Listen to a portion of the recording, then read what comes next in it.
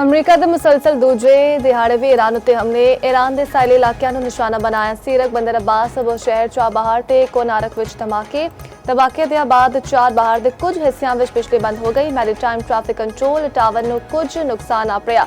ਪ੍ਰੋਜੈਕਟਾਈਲਸ ਦੇ ਟੂਟੇ ਡਿੱਗਣ ਨਾਲ ਇਮਾਮ ਅਲੀ ਹਸਪਤਾਲ ਵੀ ਮੁਤਾਸਰ। ਹਮਲਿਆਂ ਦੇ ਦੌਰਾਨ ਇੱਕ ਫਾਇਰ ਫਾਈਟਰ ਸ਼ਹੀਦ ਹੋ ਗਿਆ। ਅਮਰੀਕੀ ਸੈਂਟਰਲ ਕਮਾਂਡ ਦੇ ਮੁਤਾਬਿਕ ਕਾਰਵਾਈਆਂ ਦਾ ਮਕਸਦ ਆਪਣਾ ਹਰਮਤ ਵਿੱਚ ਬਹਿਰੀ ਖਤਰਿਆਂ ਦਾ ਖਾਤਮਾ ਹੈ।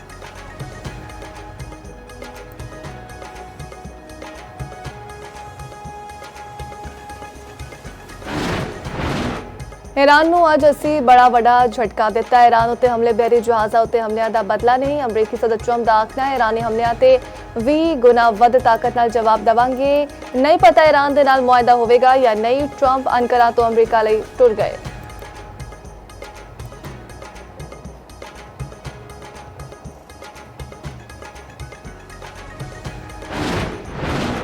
ईरान ਦਾ ਅਮਰੀਕੀ ਹਮਲਿਆਂ ਦਾ ਜਵਾਬ ਦੇਣ ਦਾ ਐਲਾਨ ਆਖਿਆ। ਈਰਾਨੀ ਮੁਸੱਲਹ ਫੌਜਾਂ ਛੇਤੀ ਅਮਰੀਕੀ ਅੱਡਿਆਂ ਉੱਤੇ ਵੱਡਾ ਹਮਲਾ ਕਰਨਗੀਆਂ।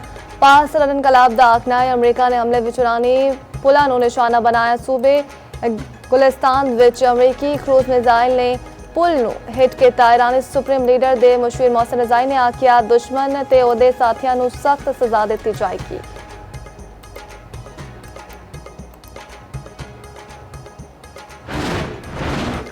वज़ीर आज़म शहबाज शरीफ का अज एक रोज़ा दौरे उत्ते कोयटा अपणगे। वज़ीर आज़म कोयटा में अमन अमान तो मुतालिक इजलास की सदारत भी करनगे। वज़ीर आज़म शहबाज शरीफ की जेर सदारत एपेक्स कमेटी का इजलास भी होगा। बलोचिस्तान में अमन की सूरत हाल का जायजा अहम फैसले किए जाएंगे। मुतलका हुकाम वज़ीर आज़म को सिक्योरिटी सूरत हाल उत्ते ब्रीफिंग देंगे।